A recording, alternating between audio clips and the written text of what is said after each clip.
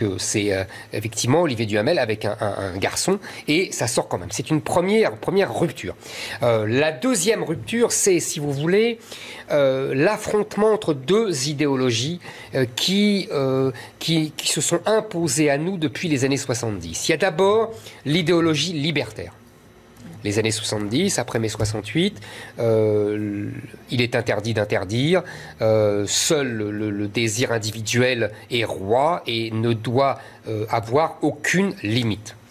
C'est une première idéologie qui couvre les années 70 et qui poussera des gens à des gens très connus aujourd'hui, Daniel Cohn-Bendit et... ironie cruelle, Bernard Kouchner a signé cette fameuse pétition dans Libération dans les années 70 en faveur du désir des enfants et de la pédophilie. Non, il faut le rappeler parce que c'est une borne.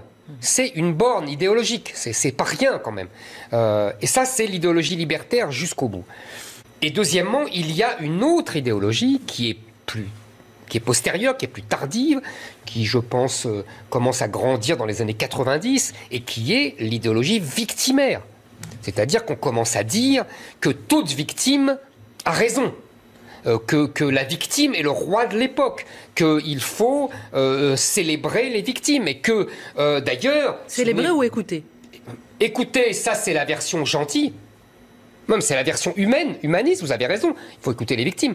Mais ça devient un problème idéologique quand la victime devient roi. Vous comprenez la nuance. Vous êtes placé très légitimement sur le plan des relations humaines, et vous avez tout à fait raison.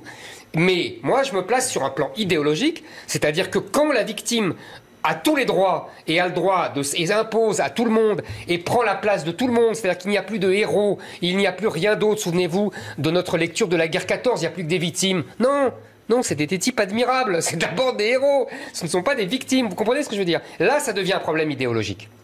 Et on a comme deux trains fous qui se sont cognés, qui est l'idéologie libertaire et l'idéologie victimaire.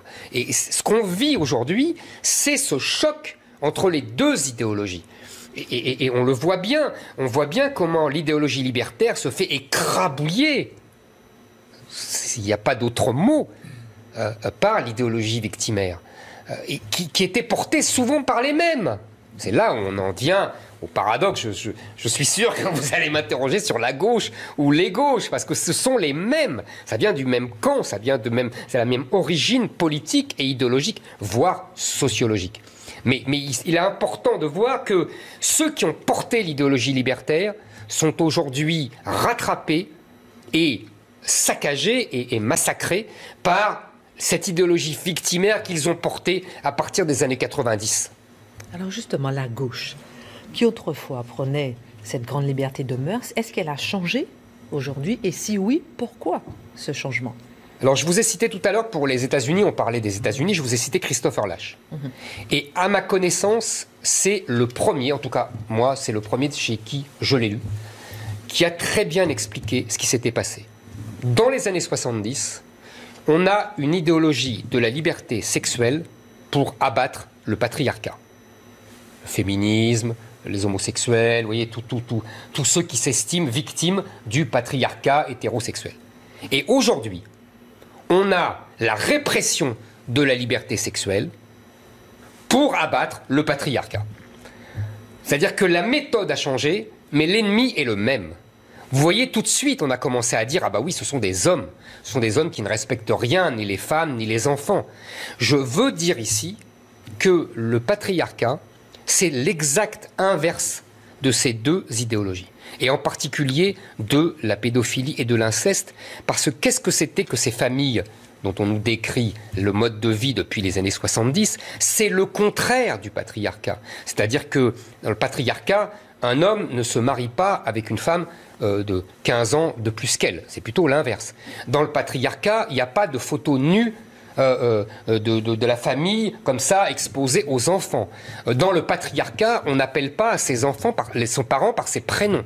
Dans le patriarcat, il n'y a pas de promiscuité. Il y a même une distance. D'ailleurs, on s'en souvient ici, Dimitri il est trop jeune, mais on s'en souvient, Marc et moi, on reprochait ça au patriarcat. Dans les années 60-70, le reproche qu'on faisait, c'était justement qu'il y avait trop de distance entre les parents et les enfants. Et qu'il y avait une certaine... Et dernière chose, dans le patriarcat, seul l'homme a la sexualité. En tout cas, le seul a le droit d'en parler. Les enfants n'ont pas le droit de parler de sexualité. Les femmes non plus, d'ailleurs. L'incarnation pour moi du patriarcat, c'est le carré blanc à la télévision. C'est la pudeur, quoi. Mais oui. Qu'est-ce que c'était le carré blanc à la télévision? Moi, je me souviens quand j'étais petit. Ça voulait dire que quand on était môme, on ne regardait pas le film à la télévision, on devait aller se coucher. Ouais. Le patriarcat, c'est ça. C'est donc le contraire de ce mode de vie-là qu'on nous décrit et qui a donné lieu à ces abus.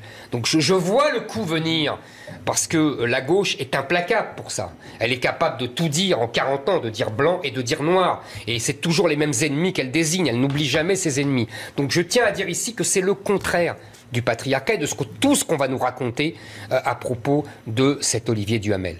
Maintenant, on voit bien qu'il y a une évolution incroyable. C'est-à-dire que, historiquement, on est passé...